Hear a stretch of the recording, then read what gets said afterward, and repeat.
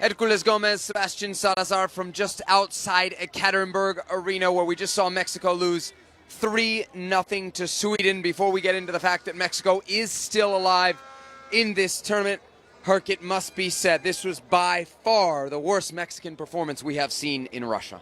Easily. And it was self-implosion. It was the way they played that really hurt. Mexico beat themselves. Give credit to Sweden, but they played into the hands of Sweden. They tried playing a transition game with Sweden. They tried playing a game where they can combine through the middle. Sweden was very compact, very disciplined. They didn't allow much in between the lines. And when Mexico was caught giving the ball away cheaply, they paid for it.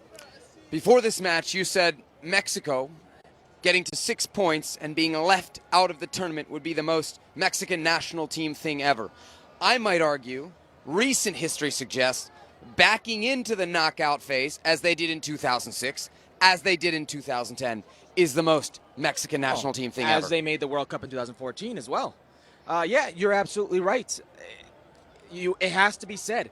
Juan Carlos Osorio and this Mexican national team, when it's mattered most, when it's been Chile 7-0, when it's been Germany 4-1, when it's been a 2-1 versus Jamaica in Gold Cup, and now this performance, they have left a lot to be desired. Who got it wrong today, Osorio or the players? It's a shared blame, absolutely. You can't just put this But on Osorio rolls out the same 11 that did the job against South Korea. How can it be him? Oh, the tactics, just because you put out the same 11 doesn't mean the tactics are the same. They tried playing a way where they thought they can hurt Sweden by playing through the middle, by combining in through lines. That wasn't the case. Sweden held both lines, played disciplined soccer, and when they got caught in transition, they made this Mexican national team pay. And, oh, by the way, at no point did Sweden ever look like they were going to get caught.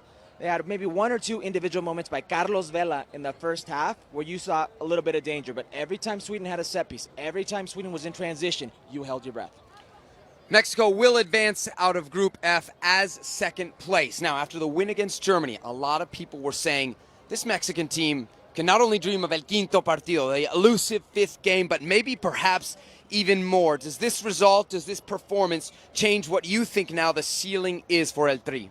It does. It does. I was in that camp as well. I thought after that performance versus Germany that this was going to be different for the Mexican national team. But after what I've seen, not only from the Mexican national team, but from Germany, that's all erased. Now you're going into the next round where you're potentially going to face a Brazilian team that's getting stronger with the Neymar that's getting close to 100%. I know I told you before that if I'm a Mexican national team fan, or a Mexican national team coach or player, I want Brazil because I think they match up better. But after this performance, wow.